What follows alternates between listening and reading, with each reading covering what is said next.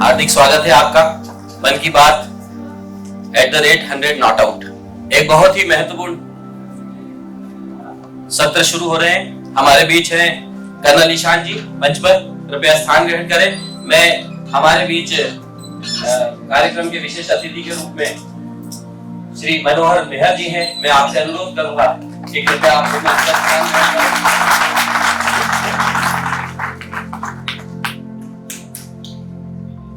हमारे बीच आज के कार्यक्रम की मुख्य वक्ता सुश्री रंजना चितले जी हैं। मैं आपसे अनुरोध विनय करूंगा कि आप स्थान ग्रहण करें।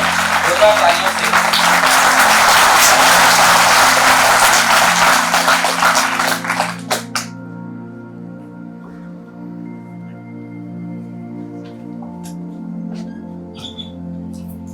मन की बात कार्यक्रम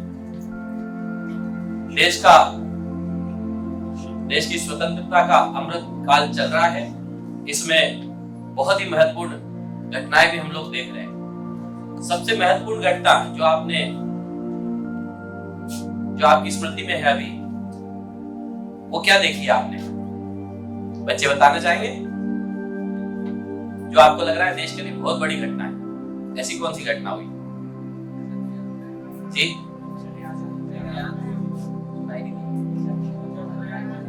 चंद्रयान क्या हो गया उसको? पहुंच गया क्या? कब पहुंचा? अरे हम तो कल सुबह 8 बजे से कार्यक्रम कर रहे हैं, हम देख ही नहीं पाए।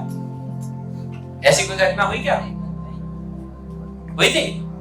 अच्छा, हम यहाँ व्यस्त थे, तो कोई बताना चाहेगा उसको क्या क्या घटना थी कल? कोई भी एक?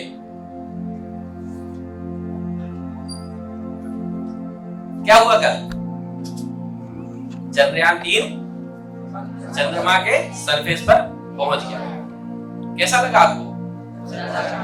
अच्छा लगा। इससे हमें क्या लेना देना? तो चंद्रयान वहां पहुंच गया, हमसे क्या लेना देना इसका? कोई विषय है? क्या विषय है बताओ? एक बहुत बढ़िया। गर्व किस बात को लेकर? आपका क्या उससे फायदा है? रिसर्च कर सकते हैं। और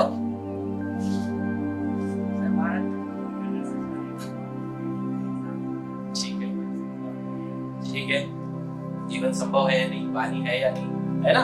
तो और भी बहुत सारी संभावना की तलाश में करें। बहुत बड़ा कार्यक्रम हुआ। तो देश का अमृत काल चल रहा है, हम लोग इसी को यहाँ पर सेलिब्रेट कर रहे हैं। आगामी 27 तारीख को 104 104 मन की बात कार्यक्रम दोपहर 11 बजे होगा। और यह 100 मन की बात हो जाने के अवसर पर यह कार्यक्रम है, जिसमें इस 25वें सत्र में आप लोग यहाँ पर सम्मिलित हो रहे हैं। इसके बाद 74 सत्र और होने वाले हैं। कुल मिलाकर हम लोग कितने सत्र करने वाले हैं? 100, जो कि गिनीज बुक ऑफ रिकॉर्ड्स में दर्ज होने वाला है। इस महत्वपूर्ण कार्यक्रम में आज हमारे बीच है कर्नल ईशान जी। आप आर्मी एकेडमी से हैं, लगभग 25 वर्षों का आपको अनुभव है सेना में। हमारे बीच है मनोहर मेहर जी, आप सामाजिक कार्यकर्ता हैं और निरंतर बच्चों में, महिलाओं में, वंचित वर्गों के लिए आप काम करते हैं। और सुश्री रंजना चितले जी हमारे बीच है। पूर्व में आप जन अभियान परिषद का महत्वपूर्ण दायित्व देख रहे थे। अभी वर्तमान में आप रोजगार और निर्माण मासिक पत्रिका में मध्य प्रदेश पंचायिका की आप संपादक हैं। ऐसा गरिमापूर्ण हमारे बीच अतिथि हैं, जो कि आपसे मुखातिब होंगे कुछ ही समय में। मैं अनुरोध करूंगा कि मन की बात की क्लिप आप जो है वो दिखाना चाहते हैं तो दिखाएं। और सबसे पहले मैं उससे भी पूर्व मैं अनुरोध करूंगा, हमारे बीच दुबे जी हैं क्या? दुबे जी, संदीप दुबे जी। मैं हमारे अतिथि हमारे बीच आए हैं। सबसे पहले हम उन्हें बैज लगाकर उनका उन्हें भी स्वागत करें।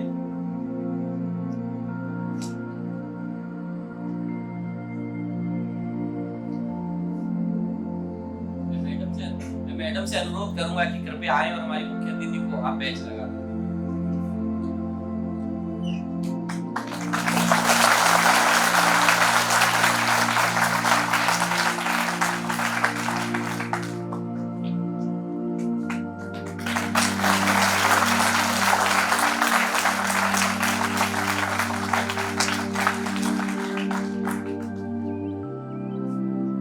हमारे शेष अतिथियों को बैच लगाने का ये सम्मान मैं स्वयं प्राप्त करना चाहता हूँ।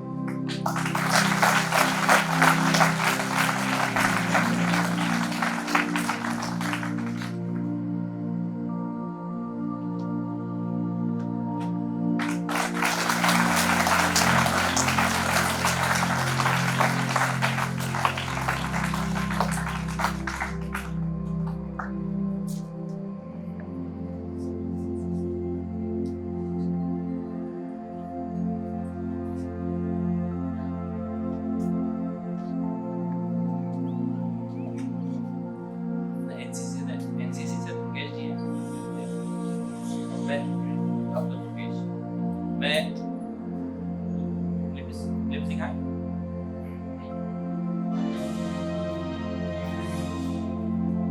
मेरे प्यारे देशवासियों, नमस्कार। पिछले महीने हम सब दिवाली का आनंद ले रहे हैं। हर वर्ष की तरह इस बार दिवाली के मौके पर मैं फिर एक बार जवानों के साथ दिवाली मनाने के लिए चीन की सीमा पर, सरहद पर गया था। आईटीबीपी के जवान, सेना के जवान, उन सब के साथ हिमालय की ऊंचाइयों में दिवाली मनाई। मैं हर बार जाता हूँ, लेकिन इस दिवाली का अनुभव कुछ और था।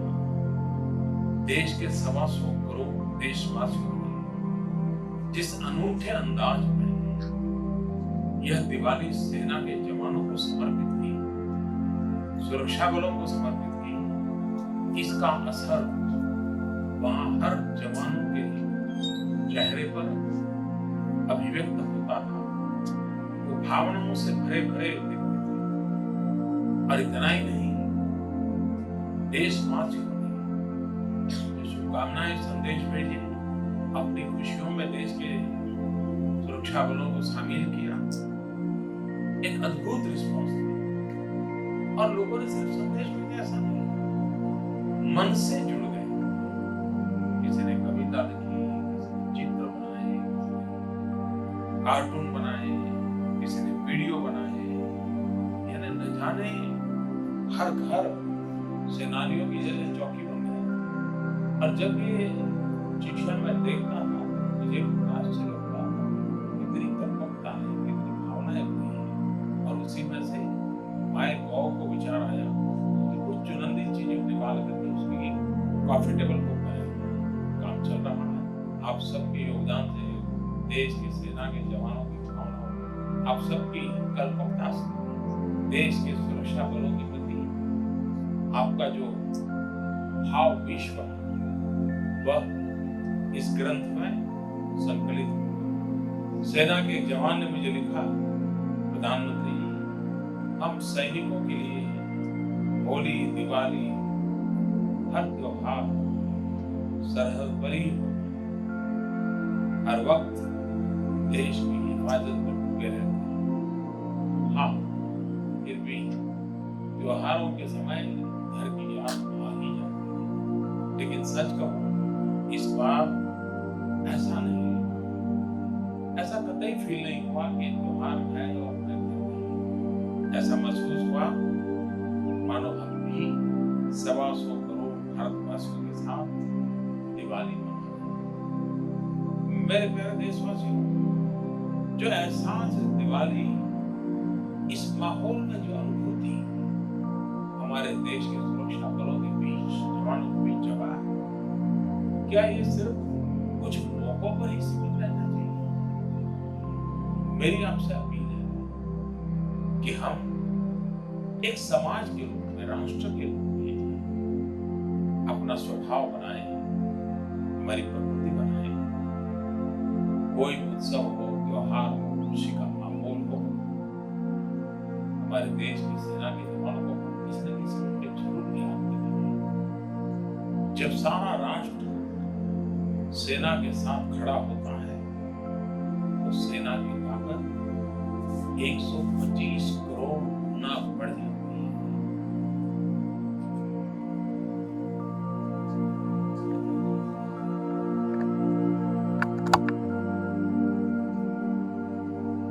धन्यवाद। बात के इस कार्यक्रम से, जो कि सामाजिक सरोकारों के हैं, आपके हमारे जीवन से संबंधित प्रधानमंत्री जी प्रत्येक उन बातों को अपने मन की बात कार्यक्रम में अभिव्यक्त करते हैं, जिससे भारत के प्रत्येक व्यक्ति को, जिन्हें वे अपना परिजन मानते हैं, कहीं न कहीं उनकी समस्याओं को, उनके जीवन स्तर को ऊपर उठा सके, उनकी समस्याओं का निराकरण कर सके। आज इस कार्यक्रम में आप सभी शामिल हैं, मैं पुनः आपका स्वागत करता हूँ। मैं एक संक्षिप्त उद्बोधन के लिए समाज में अपने द्वारा किए जा रहे कार्यों का आप लोगों के साथ शेयर करने के लिए, मन की बात से जनता में क्या बदलाव आ रहे हैं, इसका एक छोटा सा वृत्तांत आप लोगों के बीच रखने के लिए मैं आमंत्रित करूंगा समाज सेवी श्री मनोहर मेहर जी को कि वे आए और मन की बात का इस समाज पर जहां भी वो काम करते हैं वहां पर क्या उसका इम्पैक्ट देख रहे हैं, उसका थोड़ा सा हमारे सामने विवरण करें।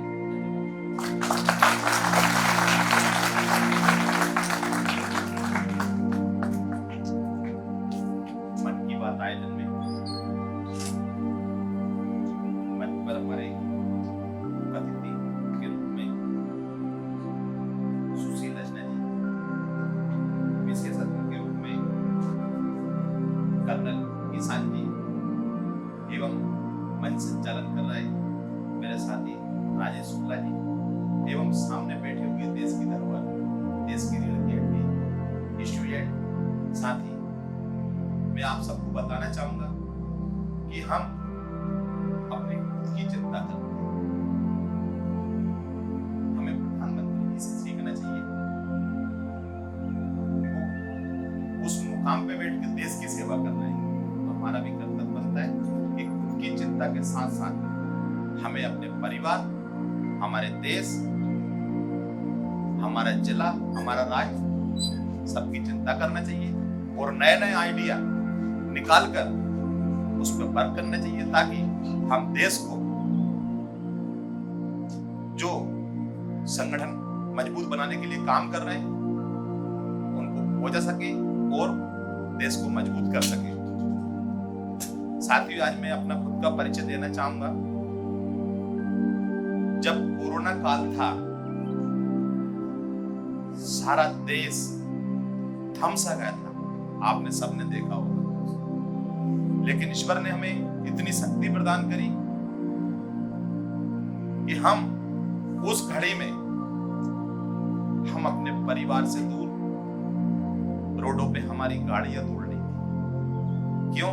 क्योंकि हम भी कहीं ना कहीं देश के एक आम व्यक्ति हैं और हमारा भी कर्तव्य बनता है, जब देश चिंता कर रहा है, देश के प्रधानमंत्री चिंता कर रहे हैं, देश का संगठन चिंता कर रहा है, तो हम भी उनमें सहयोगी बने। और हमने जितना बन सकता था उतना हमने काम किया। उसकी मैं आपको विस्तार से बताऊंगा। एक 5 मिनट में अपना उद्बोधन खत्म करूंगा, 5 मिनट में सब बता दूंगा। जैसे कि किसी के घरों में राशन नहीं है, सेवा बस्तियां हैं, मजदूर वर्ग है, जनजाति भाई लोग हैं, घुमक्कड़ समाज है, ये लोग रोज कमाने रोज खाने वाले लोग रहते हैं। इनकी सूचीबद्ध तरीके से हमने लिस्ट बनाई और इन हमारे आसपास तो हमने खुद स्वयं जाके उनको 1 महीने की राशन की व्यवस्था करी अपने स्वयं की जेब से। हमने किसी सहयोग, किसी चंदा नहीं लिया, हमने अपनी स्वयं की जेब से ऐसे हजारों की संख्या में हमने राशन वितरित किया। यहाँ तक ही नहीं, जब मेरे पास लोगों के फोन आने लगे तो फिर मैंने सोचा कि क्यों ना एक आइडिया आया दिमाग में, हम अपना संपर्क नंबर छोड़ दें मोबाइल के माध्यम से, फेसबुक आईडी के माध्यम से। तो मैंने उस समय फेसबुक पर एक मैसेज डाला था कि साथियों, ये मेरा पर्सनल नंबर है, आप परेशान ना हो, चाहे आप मध्य प्रदेश में किसी भी जगह के व्यक्ति हो, चाहे भारत में किसी भी जगह के व्यक्ति हो, यदि आपके पास राशि की दिक्कत है तो मैं आपको 1000 रुपए आपके खाते में डाल रहा हूं, जिससे आप आसपास की दुकान से राशन ले लें, ताकि ये वक्त निकालना है हमें। और मैंने रुपए डाले क्योंकि मन का भाव था, मुझे सेवा करनी थी। यहीं तक यही खत्म नहीं हुआ। फिर जब मैंने देखा कि राशन के पैकेट लोग 1-1 नहीं 2-2 4-4 घर में रखते चले जा रहे हैं उसमें, तो फिर हमने किचन चालू करवा दी। हमारे मध्य प्रदेश की गोमतरा विधानसभा से विधायक कृष्णा गौर जी हैं। कृष्णा गौर जी ने कहा मेरे से कि भैया पीड़ा देखने को आ रही है, क्या करें। तो हमने विधायक जी के नेतृत्व में कृष्णा गौर जी के विधायक कार्यालय में हमने रोज 10,000 पैकेट खाने के उस विधायक कार्यालय में हमने बनवाए, जिसकी व्यवस्थाएं मुझे दी गई।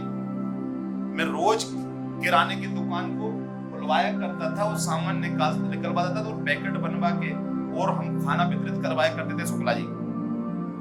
यहीं तक खत्म नहीं हुआ मामला, जब मैंने रायसेन में देखा तो रायसेन में मेरे साथ किसी चले थे, ये किसी को नहीं। संदीप जी आप बता रहा हूँ मैं आज कहाँ चले, मैं थाने में और हॉस्पिटल में, और हमें बचना भी था और उनको भी बचाना था। तो हमने क्या करा कि राशन के पैकेट हमने थाने के प्रभारी जो मुखिया होते टीआई उनको दे दिए कि आप अपने तरीके से बंटवाओ। चेक पोस्ट पुलिस खड़ी थी, वो भी पीड़ा से टेंशनों में, उनके पास वो चाहे स्वास्थ्य हॉस्पिटल के अंदर एडमिट मरीज थे, उनके पास राशन पानी व्यवस्था खाने की नहीं थी, उनके पास भी हमने भोजन की व्यवस्था करवाई। ऐसे करके हमने टोटल 10 से 12 किचन चालू करे पूरे भोपाल जिला और रायसेन जिले में, जिससे काफी सहायता पहुंची। यहीं तक ये खत्म नहीं हुआ, फिर हमारे राष्ट्रीय स्वयंसेवक संघ के कुछ हमारे साथी खड़ा है, उन्होंने हमें कहा कि मेहरा जी कुछ मदद करो, तो मदद किया। वो तो सहयोगी हम तो हैं, वैसे राष्ट्र के लिए काम कर रहे हैं। हमने शुक्ला जी जो टेस्ट वाली मशीनें होती हैं, टेस्ट वाली मशीनों के साथ में और माइक उठाया, हमारा ये छोटा वाला माइक, और मोहल्ले मोहल्ले में कि अपने आप को बचाएं, सुरक्षा करें, अपने आप की भी करें और अपने पड़ोसी की भी करें। आप कहीं ना निकले, घर से बाहर ना निकले, किसी से हाथ ना निकालें, किसी से हाथ ना मिलाएं। आप राम राम करिए, हाथ जोड़ के करिए, क्योंकि हम हाथ मिलाएंगे तो हो सकता है सामने वाले को कोरोना, या हो सकता है हमें हमारे शरीर के अंदर लक्षण प्राप्त हो रहा हो, तो हमें भी बचाना और उनको भी बचाना। ऐसे करके हमने माइक पे कम से कम गली मोहल्ले में बहुत घूमे, हम संगठन की टीम के साथ में यहाँ घूमे, रायसेन में घूमे, 2 जिले में, जबकि मैं था रायसेन निवासी, लेकिन जब मुझे मौका दिया गया, आप जैसे हमारे साथी बैठे सामने शुक्ला जी, संदीप जी, है ना, आप सबकी ने हौसला बढ़ाया और हम करते रहे, हमें डर बिल्कुल नहीं लगा, है ना, और हम करते रहे निरंतर। हमने दोनों ही 2020 से लेके 2021 तक हमने काम किया और हमें उसका फल मिला। मुझे राष्ट्रपति से नॉमिनेट से अवार्ड प्राप्त थे, लेकिन मिला नहीं है अभी, कब मिलेगा। मुझे केंद्र से माननीय नितिन गडकरी जी ने बुला के सम्मान किया मेरा, मैं आपको बताना चाह रहा हूँ।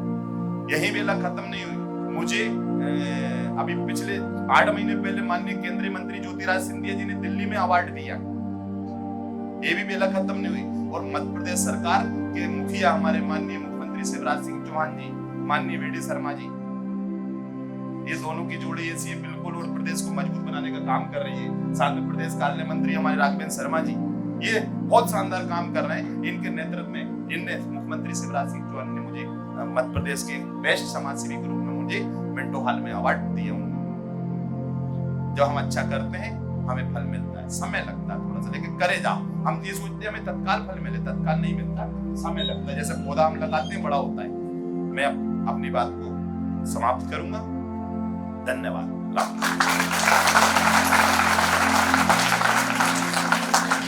बच्चों, कोरोना काल एक आपातकाल था देश के लिए, और हमने ऐसे विपद काल में भी अच्छे, जिन्हें हम हीरो कहते हैं, रियल लाइफ हीरो, जो डॉक्टर राघवेंद्र शर्मा जी अक्सर कहते हैं, एक रियल लाइफ हीरो होता है, एक रियल लाइफ हीरो होता है। तो हमने रियल लाइफ हीरो देखे।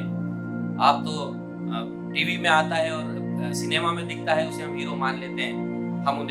हम हमारे मनोहर जी को हमारे अपने क्षेत्र का सोनू सूद भी मान सकते हैं। ये वे समाज सैनिक हैं जिन्होंने विपद काल में समाज को सहारा दिया, समाज के साथ खड़े रहे। बहुत बहुत आभार, धन्यवाद। मैं अब आमंत्रित कर रहा हूँ सुश्री रंजना चित्रे जी को। वे मध्य प्रदेश माध्यम में प्रकाशित रोजगार और निर्माण की मासिक पत्रिका मध्य प्रदेश पंचायिका की संपादक है। एक समृद्धशाली उनका कर्तव्य पथ रहा है। उन्होंने कई नाटकों का लेखन किया, जिसमें प्रमुख है टंट्या जन योद्धा टंट्या भील, रानी दुर्गावती, अपनी बात, हिंद के आजाद, और ऐसे तमाम नाटकों का आपने लेखन किया है। आप 12 वर्ष तक दूरदर्शन केंद्र भोपाल में पहले उद्घोषिका और बाद में समाचार वाचक रही। स्वतंत्र निर्देशक के रूप में भी आपने भोपाल दूरदर्शन के लिए कई वृत्तचित्रों और लघु फिल्मों का निर्माण किया। श्रीमती चित्रे जी को मध्य प्रदेश साहित्य अकादमी द्वारा पुरस्कृत किया गया और कई सारे अवार्ड मिले हैं। ऐसे समृद्धशाली व्यक्तित्व को हम अपने बीच पाकर अभिभूत हैं। मैं आमंत्रित करूंगा आज के मुख्य वक्ता के रूप में श्रीमती रंजना चितले जी को कि वे आए और अपना उद्बोधन दें।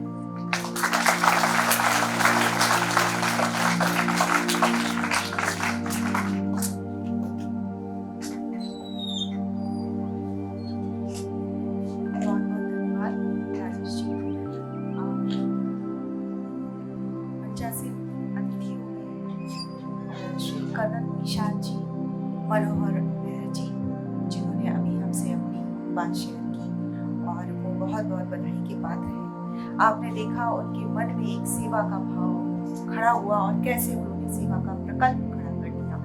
तो बच्चों, मन में भाव होना चाहिए। सफलता, प्रसिद्धि, पैसा, समृद्धि अपने आप आ जाती है।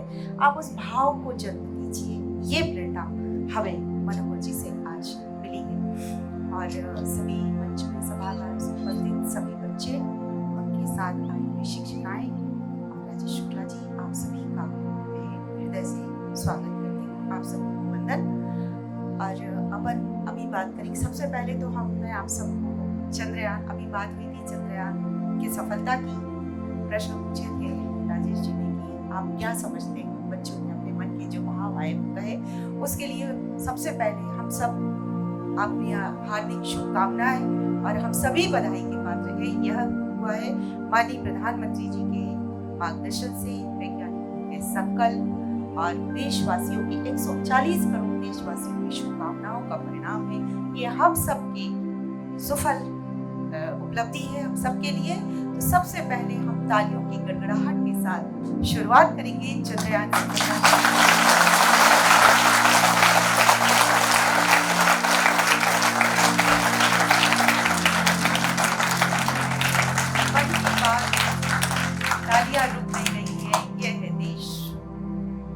समृद्धि, ये है आत्मनिर्भर, ये है विकसित भारत की जो माननीय प्रधानमंत्री जी की परिकल्पना है, उसका आरंभ हो चुका है।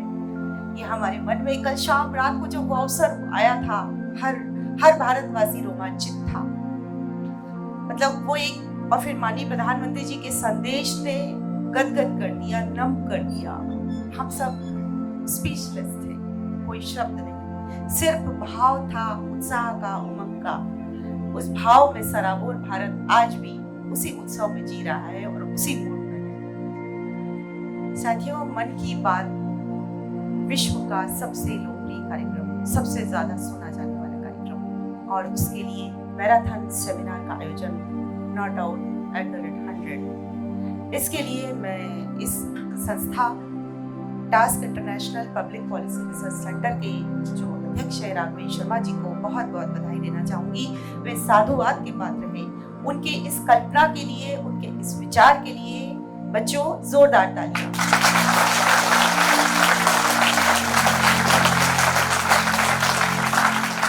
ये जो संकल्प है, जो विचार है, जो आरंभ है, ये बहुत हो जाएगा।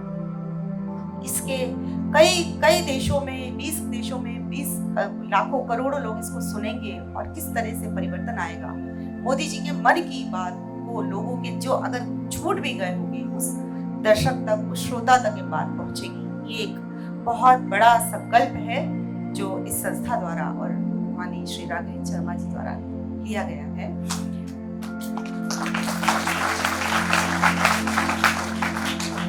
अब हम बात करते हैं इस 26वें एपिसोड की, जो 27 नवंबर 2016 को प्रसारित हुआ था।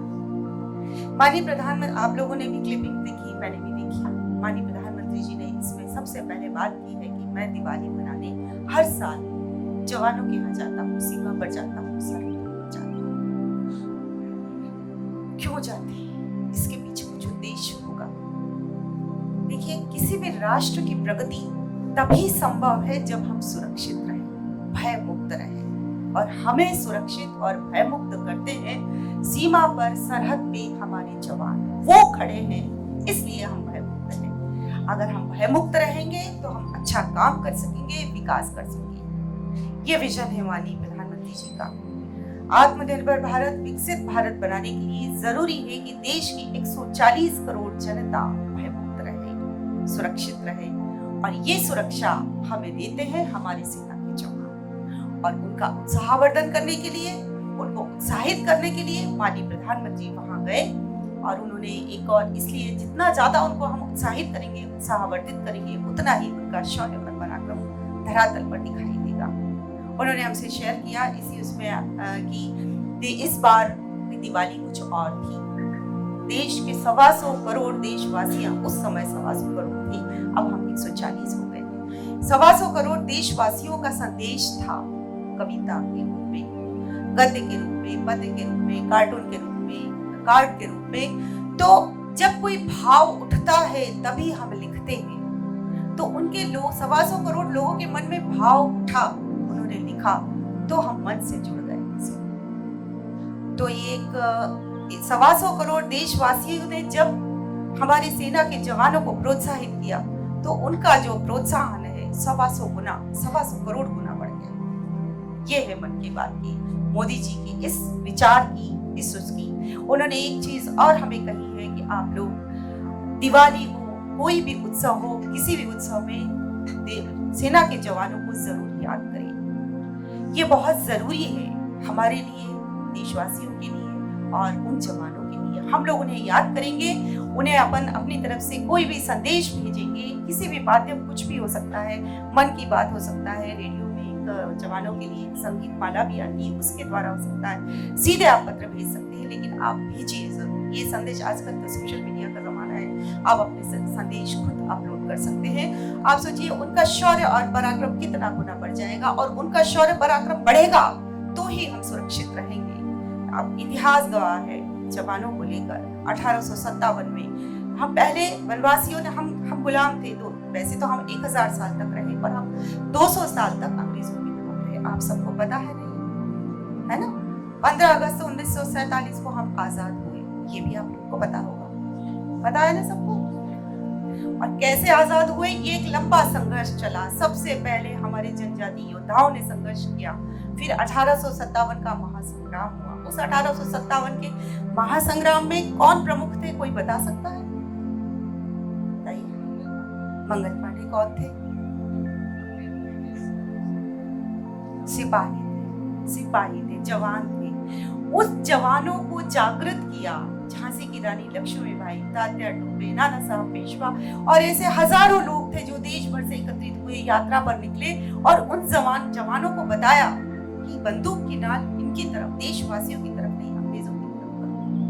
तभी वो उससे जुड़े और इतना बड़ा महासंग्राम खड़ा हुआ। जब 1857 का पहला महासंग्राम खड़ा हुआ, उसके बाद देशवासियों ने सोचा कि हम आजाद हो सकते। कितने बलिदान हुए, 200 वर्षों तक कितनी पीढ़ियां हमारी बलिदान हो गई। चंद्रशेखर आजाद को आपने सुना होगा, भगत सिंह को सुना होगा। उसके बाद तो हम, मेरा कहने का अर्थ है कि जवानों को प्रोत्साहित करने का परिणाम था, जवानी को उत्साहित करने का परिणाम था 1857 की क्रांति के बाद ही हमने आजादी का सपना सच्चे रूप में देखा है। पर आज हम इस विकसित होते भारत को देख रहे हैं। हमारा तो सौभाग्य है कि हम एक इतने अच्छे संकल्पवान दृष्टा के कार्यकाल में है, जो हमारा मुखिया, हमारे प्रधानमंत्री एक ऐसे विजनरी है जो हमें विकास की ओर बढ़ा रहे हैं, हमें सुविधाएं हैं, हमें सारी चीजें दे रहे हैं। तो ये इसलिए आप लोगों से आग्रह है कि माननीय प्रधानमंत्री जी के मन की बात के इस एपिसोड में दी गई, इसको आप जरूर लें। इससे हमारे देश में जवानों के सुरक्षित, जवानों के प्रोत्साहित होने से देश का बहुत बड़ा वर्ग को, आप सब लोगों को हम सुरक्षित होंगे और विकसित करेंगे, और आत्मनिर्भर और विकसित भारत की परिकल्पना को हम पूर्ण होते जाएंगे। इसलिए आप लोग इस चीज का आज जरूर संकल्प लें कि हम जवानों को हर समय याद करेंगे, उन्हें प्रेरित करेंगे, उन्हें उत्साहित करेंगे, ताकि वो सीमा पर डटे रहे और हम लोग सुरक्षित रहें। ये तो गई मन की बात की पहले इसमें। इसके बाद प्रधानमंत्री जी ने जो बात की, जम्मू कश्मीर के कुछ प्रधान से मिलने आए थे, 50 साल प्रधान, इसी एपिसोड में मैंने पूरा सुना। तो उनसे मिलने जब वहाँ के प्रधान आए जम्मू कश्मीर की स्थिति की बात, क्योंकि वहाँ कानून आप सभी जानते हैं, जम्मू कश्मीर में डिस्टर्बेंस सालों से झेल रहा है। हम उस पर नहीं जाएंगे कि उसका कारण क्या है। तो जब वो लोग मिलने आए तो उन्होंने वहाँ की समस्याओं पे बात की, और उन्होंने वहाँ के जो प्रधान मीन्स हमारे यहाँ के सरपंच, प्रधान कहते हैं, जब उन्होंने कहा कि समस्या है, हमारे यहाँ के बच्चे स्कूल चल रहे हैं, स्कूल चलना मतलब बच्चों का भविष्य चलना, वो चिंतित थे। प्रधानमंत्री जी विचलित हुए। उन्होंने उन प्रधानों को समझाया, उनसे बात की, उनको प्रेरित किया कि आप जाकर गांव-गांव में बच्चों को प्रेरित कीजिए, उन्हें खड़ा कीजिए, उन्हें स्कूल जाने के लिए कहिए, स्कूलों को प्रयास कीजिए। उस वर्ष रिकॉर्ड हुआ कि 95% बच्चे बोर्ड की परीक्षा में सम्मिलित हुए। ये जम्मू कश्मीर में 2016 में बहुत बड़ी उपलब्धि थी। उन 54% बच्चे अपने भविष्य को 95% बच्चों ने भाग लिया, तो 95% बच्चे उस भविष्य के लिए खड़े थे। प्रधानमंत्री जी हर एपिसोड में लगभग बच्चों की बात जरूर करते हैं। आप कल्पना क्यों करते हैं? क्यों? बच्चे इस देश का भविष्य, बच्चे इस देश का भविष्य। उन्होंने एक कल्पना की है, मतलब आजादी के 70 साल तक कुछ नहीं हुआ, अभी आजादी के अमृत महोत्सव में उन्होंने उत्सव मनाया, एक परिकल्पना की, और इस उत्सव को उन्होंने 2047 में एक अमृत काल के निर्माण की घोषणा की। 2047, ठीक है बच्चों, 2047 में आज के जो बच्चे हैं वो नागरिक होंगे, वही कर्णधार होंगे जो आत्मनिर्भर भारत को बनाएंगे, जो विकसित भारत को बनाएंगे, जो अमृत युग का शुभारंभ करेंगे, अमृत युग के साक्षी होंगे। तो ये आज के बच्चे अमृत युग के कर्णधार निर्माण करता है।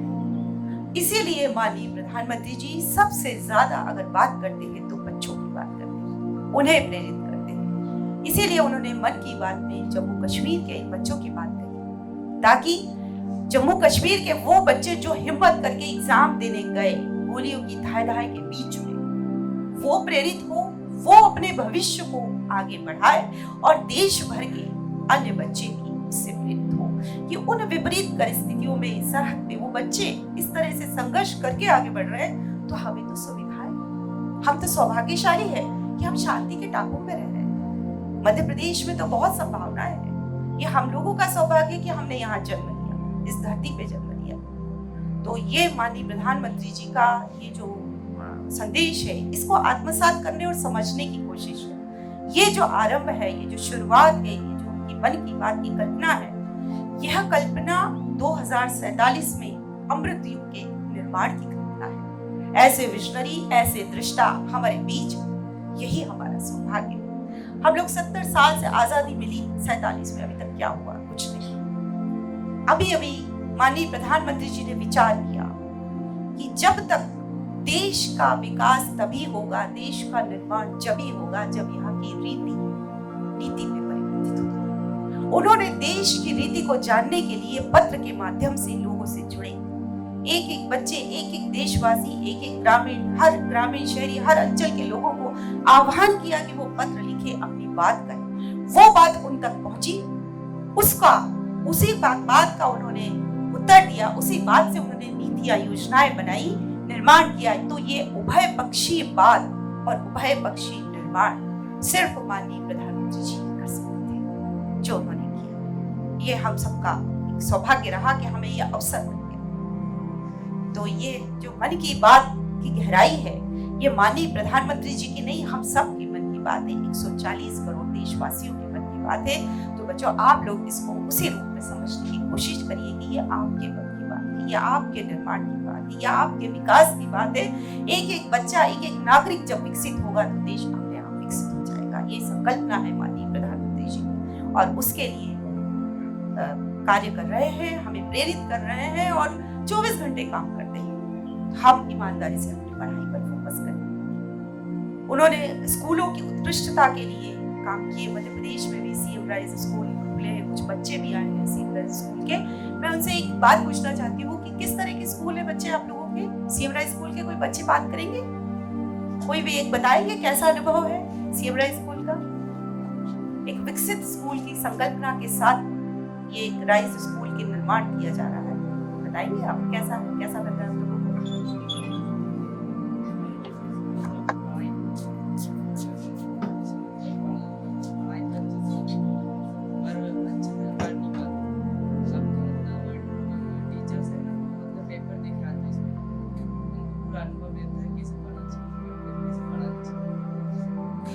आपकी पढ़ाई में व्यवहारिक पक्ष जुड़ गया है ना, कंप्यूटर लैब है, सुविधा है, सारी चीजें। हाँ, बहुत बढ़िया, ये है संकल्पना। अगर हम बच्चों को, हम नींव को अच्छा वो देंगे, आधार देंगे, सुविधाएं देंगे, तो निश्चित तौर से निर्माण अच्छा होगा। बोलते हैं ना, पौधे की तरह के बच्चे। तो इस पौधे के निर्माण के लिए माननीय प्रधानमंत्री जी ने किस तरह से आप लोगों के लिए एक धरातल तैयार किया है। जब पौधा निर्माण होगा तो बड़ा वृक्ष तो बनेगा, और एक एक आपके वृक्ष की शाखाएं भी इस देश का निर्माण करेंगी, जो कि अमृत युग बन जाएगा हमारा देश।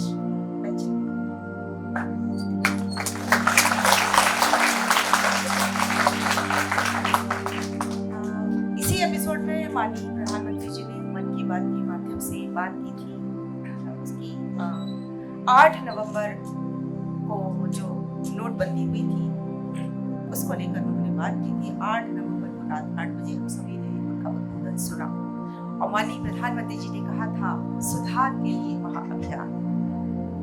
सुधार किसका सुधार, कोई बता सकते हैं? बहुत बड़ी बात बताइए। हमारा सुधार और जालीकरण से बहुत बढ़िया, और भ्रष्टाचार को रोकने के लिए सुशासन के लिए, है ना, काला धन। वेरी गुड, तालियां बजाइए। आप बनाइए माननीय प्रधानमंत्री जी का वो कदम। आज मध्य प्रदेश के एक स्कूल का बच्चा कह रहा है कि काले धन को रोकने के लिए उनकी संकल्पना, वहां की संकल्पना आज इस धरती पर साकार हो रही है मध्य प्रदेश में। यह है माननीय प्रधानमंत्री का विजन और विजन का इम्प्लीमेंटेशन। तो जब उन्होंने घोषणा की तो उसके बाद नोटबंदी में नोट की अदला बदली हुई, ये सब हुआ। तो माननीय प्रधानमंत्री जी ने इसमें कहा कि लोगों का रख रहा है कि आप 500 और 1000 के नोट पर बात करें, करेंसी पर बात करें। प्रधानमंत्री जी ने उस पर बात की, और उसके बाद उन्होंने बैंक कर्मियों को, पोस्ट ऑफिस को, किस तरह से कितना सारा विश्व इस अर्थव्यवस्था पर देख रहा था कि कैसे होगा, किस तरह होगा। तो उन्होंने एक विचार किया, और किसने इसको सफल बनाया? हमने, हमारे 130 जो देशवासी थे उन्होंने सफल बनाया इस अभियान को। उन लोगों ने सबका साथ रहा, इसलिए वो इतना बड़ा नोटबंदी का ट्रांजैक्शन टाइम चला गया। और एक और उन्होंने उल्लेख किया कि उस वक्त नोटबंदी हुई थी, ट्रांजिट पीरियड था, उसके बाद जो खरीफ की फसल की बुआई कई गुना ज्यादा हुई। तो हमारे किसान भाइयों ने भी उस संघर्ष को हाथों हाथ लिया और आगे बढ़े। सबसे ज्यादा जरूरी है किसान भाई इस देश का आधार है, अर्थव्यवस्था का आधार है। जो अनाज है, जो उपज है, उससे सारे अपने देश की अर्थव्यवस्था चलती है, भोजन पोषण सभी कुछ उन पर निर्भर है। तो ये परिवर्तन ये दिखाता है कि हमारे माननीय प्रधानमंत्री जी का वो संकल्प के साथ किस तरह से देश चल पड़ा था। उसके बाद उन्होंने बात की जनधन खाते का। इसके पहले 70 वर्ष तक कहीं कोई जनधन खाते नहीं थे। पहले दिन, जिस दिन ये हुआ था 28 अगस्त को, इस 28 अगस्त को जनधन खातों के 9 साल पूर्ण हो जाएंगे जनधन खाता खोलने के। 28 अगस्त को उन्होंने घोषणा की थी जनधन खाते खोलने की। वहां से शुरुआत हुई। पहले दिन आप कल्पना कर सकते हैं कितने लोगों ने खाते खोले? 1 करोड़ लोगों ने खाते खोले। और अभी रिपोर्ट आई है कि इस देश में 50 करोड़ जनधन खाते खुल चुके हैं। 50 करोड़ जनधन खाते, 140 करोड़ में से 50 करोड़ जनधन खाते, प्रतिशत आप लगा लीजिए किस अभाव में 50 करोड़ लोग जी रहे थे।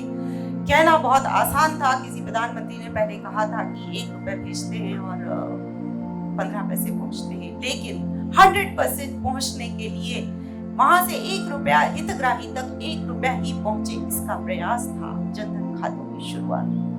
हाँ बेटा,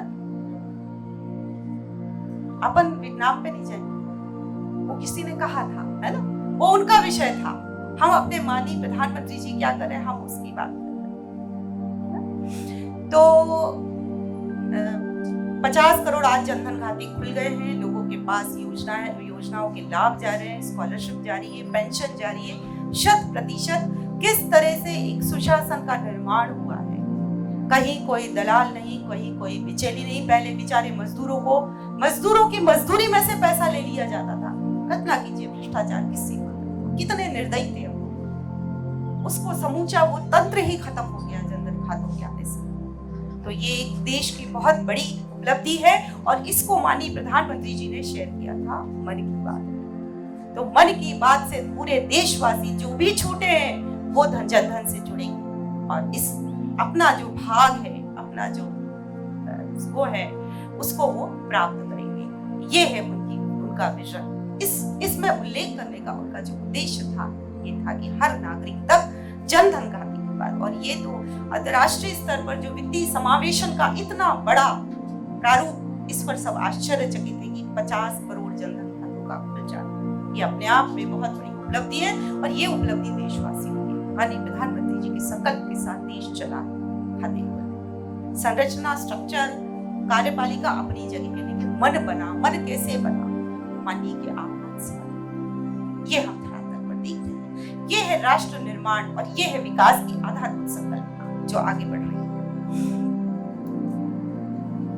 अब जो नोटबंदी को लेकर माननीय प्रधानमंत्री जी ने कुछ लोगों के उदाहरण दिए हैं इस एपिसोड में कि हरदा के जो तिराली के जो है मिस्टर आशीष पारे, और उन्होंने बोला था कि आपने जो काले धन के खिलाफ, जैसे बच्चे ने बोला है, काले धन के खिलाफ जो शुरू किया है उसमें हम आपके साथ हैं, उस पर अपन बात कर चुके हैं। उसी तरह चेलप्पा वेलानकर कर्नाटक में है, उनने भी बात की। उन्होंने ये कहा कि आपके इस भ्रष्टाचार को खत्म करने के लिए हम आपके साथ हैं और हमने सुना था अच्छे दिन आएंगे, हम सालों से सुन रहे हैं, हमारे पूर्वज भी सुन रहे हैं, लेकिन हमें लगता है अच्छे दिन आ गए हैं, शुरुआत हुई है, आरंभ हो गया है।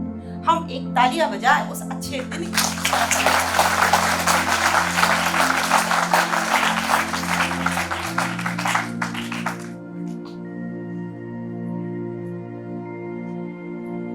एक डिजिटल भारत, हम लोग कहीं ना कहीं पिछड़े हुए थे सालों से, आजादी के बाद भी, है ना। हम कैशलेस नहीं थे, हम डिजिटल नहीं थे पूरी दुनिया में, क्योंकि हमें आगे बढ़ना है, हम विश्व के साथ जाना है, तो हमको डिजिटल होना ही था। माननीय प्रधानमंत्री जी डिजिटल भारत की संकल्पना, कैशलेस ट्रांजैक्शन का शुरुआत की। कैशलेस ट्रांजैक्शन में उन्होंने सबसे अच्छा काम क्या किया, एक तो उन्होंने अपने युवाओं को जोड़ा। उस मन की बात में मैंने कहा है कि इस देश में कितने प्रतिशत युवा है, किसी को पता है? किसी को थोड़ा भी अंदाज है कि हम कितने प्रतिशत आप लोग हो? 65%। किसी दुनिया में, किसी विश्व में, किसी देश का इतना ज्यादा प्रतिशत युवाओं का नहीं है। 65% युवा वाला भारत देश है। ये बहुत बड़ी गर्व की बात है। युवा शक्ति है, ऊर्जा।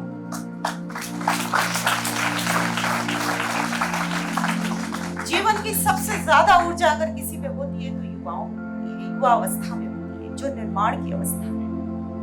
वो निर्माण की अवस्था वाला भारत देश है। जो युवा शक्ति है वो कुछ भी कर सकता है। जो कोई भी प्रयास असंभव को संभव करने की क्षमता अगर किसी में है तो युवा में, वो भारत देश है। आज हमारा सौभाग्य है और आप लोग उस पीढ़ी में, आप लोग परिवर्तन देखेंगे, आप लोग वाकई में अमृत युग को महसूस करेंगे, क्योंकि इस वक्त आप सब युवा हैं। देश की बड़ी बड़ी उपलब्धि है इस वक्त। तो माननीय प्रधानमंत्री जी ने बोला कि युवा चूंकि ये फ्रेंडली होते हैं, टेक्नोलॉजी फ्रेंडली होते हैं, तो उन्होंने एक ही चीज कही कि युवाओं को आह्वान किया कि आप डिजिटल टेक्नोलॉजी को घर के बुजुर्गों को या घर के हमारी पीढ़ी के लोगों को प्रेरित करिए, उनको जोड़िए। हर बच्चे को एक दायित्व दे दिया कि आप अपने परिवार, मन की बात में उन्होंने ये बात कही है कि आप अपने परिवार के लोगों को डिजिटल से जोड़िए। आज हम देख रहे हैं कि यही बच्चों का, यही परिवार के उन लोगों का वो है, सबने आत्मसात किया, सीखे, मैं भी सीखूं, अपनी बच्ची से सीखूं, मुझे भी आता था। इसी तरह आपकी माताएं, आपकी बहनें, आपकी चाचा, सभी लोग उससे सीखे होंगे। निश्चित तौर पे आप लोगों ने भी उन लोगों को डिजिटल ट्रांजैक्शन क्या होता है, कैसे यूज किया जाता है, वो सारी चीजें सिखाई होगी। आज देश में अपन देख रहे हैं, सब्जी वाला हो, धोबी हो, पान की दुकान हो, हर जगह हम पेटीएम देखते हैं। कैशलेस ट्रांजैक्शन की कल्पना ही नहीं की थी किसी ने। ये कल्पना, इस स्वरूप को लाकर खड़ा किया है माननीय प्रधानमंत्री जी ने, और उसको उन्होंने मन की बात से कहा। तो उस मन की बात का जो परिणाम है वो कितना व्यापक होगा कि देश भर की जनता ने सुना और उसे आत्मसात किया। तो ये है उनका। और एक और उन्होंने बहुत बड़ी चीज कही थी मुद्रा लोन को लेकर। मुद्रा लोन को लेकर उन्होंने आह्वान किया था रेहड़ी पटरी के लोगों को, छोटे कारोबार के लोगों को, कि छोटे कारोबार के लोग जो अरबों खरबों का व्यापार कर सकते हैं, उनको उन्होंने प्रेरित किया था कि आप मुद्रा लोन से जुड़िए। मुद्रा लोन से जुड़ने के बाद उन्होंने उसको लिया, उस लोन को लिया और उसको कैशलेस ट्रांजैक्शन में परिवर्तित किया। कैशलेस ट्रांजैक्शन के साथ वो काम कर रहे हैं और बहुत अच्छा कमा रहे हैं। और आज जो भारत की जो अर्थव्यवस्था है उसमें अरबों खरबों की जो सहयोग है वो इन छोटे व्यापारियों की ये योगदान, ये उनमें उत्साह माननीय प्रधानमंत्री जी ने दिया था जो असंभव था। छोटे व्यापारी किसी समय सिर्फ साहूकारों के चंगल में रहा करते थे, उधार लेते थे कि किराना भी लाना है तो उधार लेते, साहूकार सवा गिना लेता था उससे। उस साहूकारों के चंगल से और इसके गुलामी के चंगल से आजाद तो हो गए, पर हम आर्थिक गुलामी, मानसिक गुलामी इस तरह से जीवंत थी। उससे मुक्त किसने किया? माननीय प्रधानमंत्री जी हमारे कैसे किया, स्वत और स्वाभिमान को जगाया और आज देश आर्थिक रूप से, मानसिक रूप से, शारीरिक रूप से गुलामी से मुक्त हो रहा है, मुक्त हो चुका है। ये माननीय प्रधानमंत्री जी का और ये अमृत काल में तो बहुत बड़ा परिवर्तन हम देख रहे हैं। 2 वर्षों में जो आरंभ है ये उत्सव था, ये उत्सव का आरंभ है, परिणाम आगे आएंगे। तो इस तरह से किस तरह उन्होंने कैशलेस ट्रांजैक्शन को लिया, भ्रष्टाचार से मुक्ति के लिए काम किया और आज हर जगह आप देखते हैं लोग कैशलेस ट्रांजैक्शन कर रहे हैं। हर हितग्राही को उसकी योजना का, उसके परिश्रम का लाभ पहुंच रहा है। कोई बिचौलिया नहीं, कोई बीच में नहीं, कोई वो नहीं।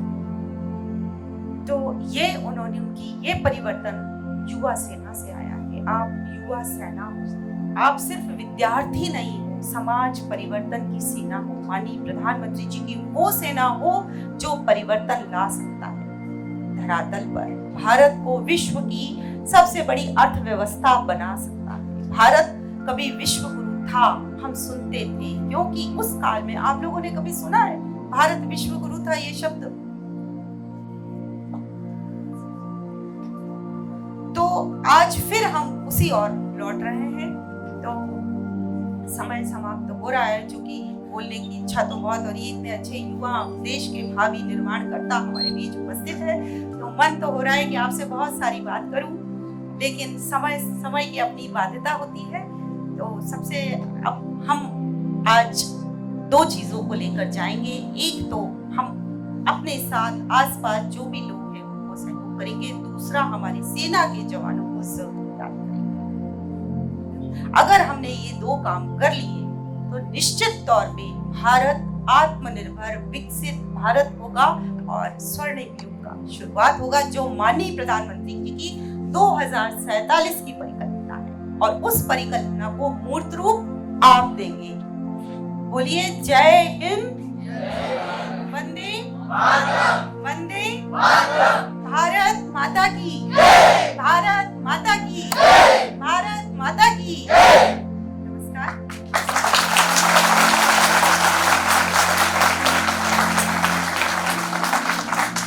यदि कोई त्रुटि हो गई हो क्षमा चाहते हैं।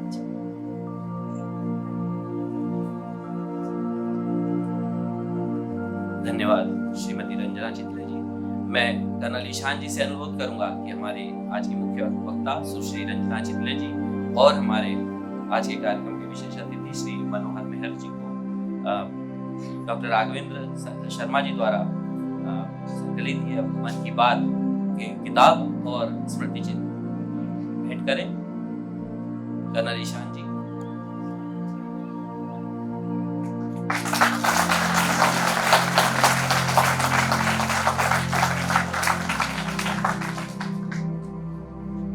श्री मनोहर मेहर जी।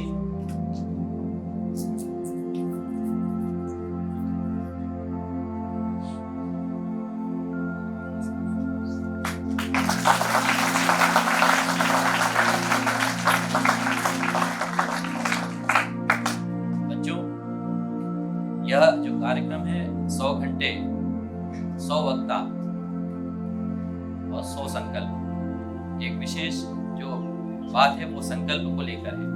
इसमें 100 संकल्प भी सभी लोग ले रहे हैं, जितने भी ग्रुप यहाँ पर आ रहे हैं अलग अलग, और आप यह 25वां ग्रुप है। इसके बाद 75 ग्रुप और होने वाले हैं।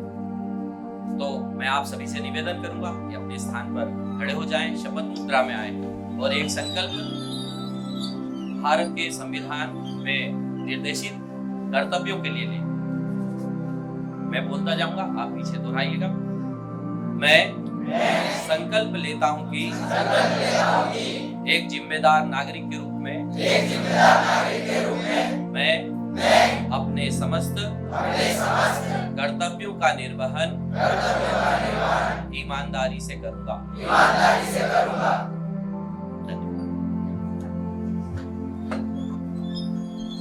आदरणीय शिक्षकों से अनुरोध है कि बच्चों को